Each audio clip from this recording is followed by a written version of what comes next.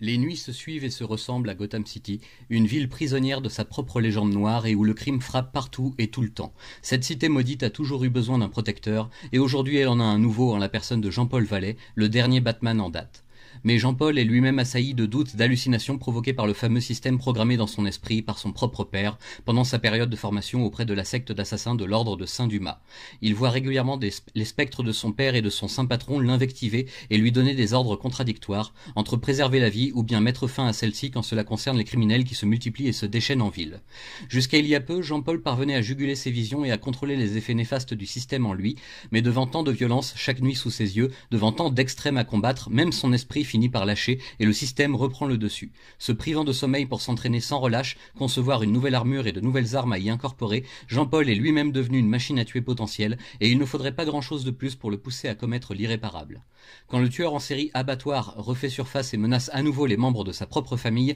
suivant sa psychose jusqu'au bout, c'est la goutte d'eau de trop pour le nouveau Batman qui décide d'en finir pour de bon avec ce genre d'individu. La traque d'Abattoir ne se fera pas sans mal et de nombreux innocents seront placés sciemment sur sa route pour tenter de ralentir ou d'arrêter le justicier qui poursuit sa proie, implacable, remontant lentement la piste et se préparant à rendre la justice à sa façon.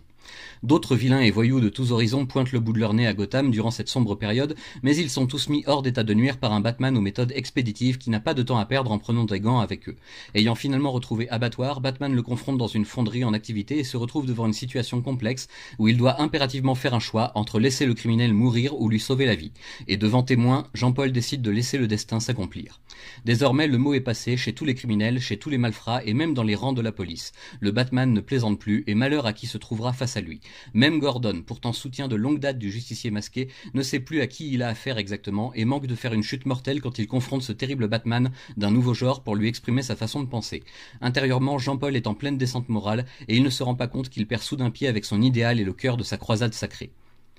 Pendant ce temps, Bruce Wayne poursuit sa propre quête pour sauver le père de Tim Drake avec l'aide d'un Alfred de plus en plus réticent à l'idée de laisser son employeur risquer sa santé déclinante pour une mission suicide. Remettant sa démission après que Bruce ait refusé à nouveau de prendre le temps de soigner son dos meurtri, le majordome contacte Jean-Paul à son retour à Gotham et le met sur la piste de Bruce pour le sauver avant qu'il ne soit trop tard, mais Batman tombe dans un piège qui l'éloigne de cette piste et permet aux ravisseurs d'emmener leur proie jusqu'à Santa Prisca pour un ultime règlement de compte.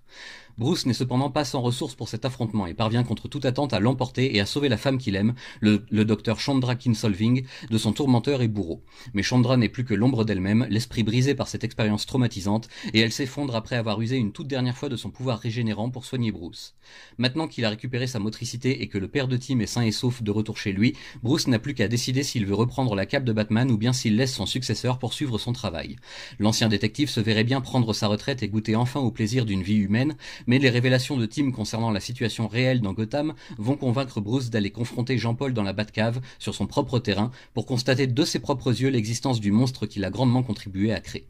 Désormais, il ne reste plus qu'une seule option envisageable. Bruce Wayne doit redevenir Batman, le seul et l'unique, pour le bien de Gotham et de tous ses habitants, avant que Jean-Paul ne franchisse une nouvelle étape dans sa guerre autodestructrice contre le mal. Mais même s'il est physiquement remis des blessures infligées par Bane et qu'il n'en garde aucune séquelle, Bruce n'a plus les réflexes qu'il faut pour tenir tête à son successeur, bardé d'armes et doté d'une puissance folle par son armure dernier cri. Il ne reste qu'une seule option, aller demander de l'aide à une personne que Bruce redoute par-dessus tout, mais qui serait en mesure de l'entraîner suffisamment rapidement pour atteindre son meilleur niveau, quel qu'en soit le prix.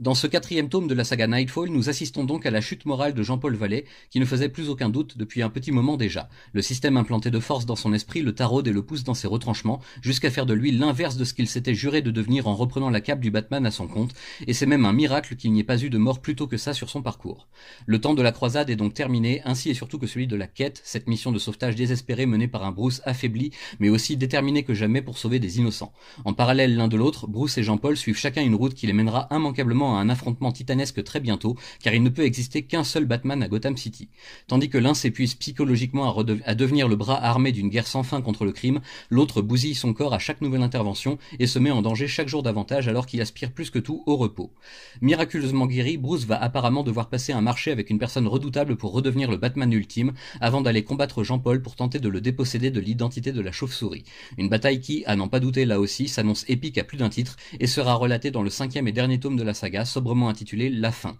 On ne peut pas faire plus simple comme message.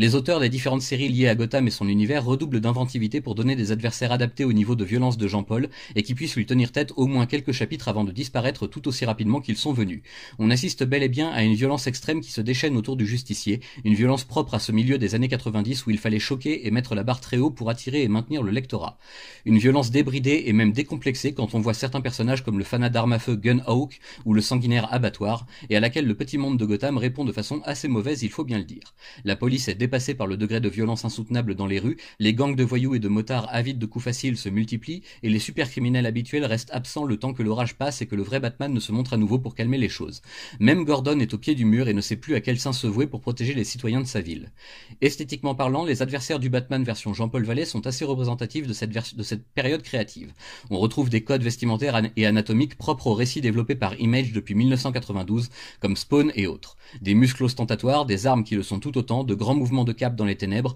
et des scénarios plus simples à suivre mais pas moins riches en action pour autant, au contraire même. Ces personnages aussitôt créés, aussitôt jetés dans l'arène sont tout bonnement destinés à la poubelle par la suite, leur seule utilité concrète étant de pousser le personnage principal à emprunter un chemin extrême qui le transformera à jamais. La violence n'engendre que davantage de violence dans son sillage, et il est grand temps que cette période assez particulière se referme avec le retour du héros véritable sous le masque, même si cela ne se fera pas sans mal, évidemment.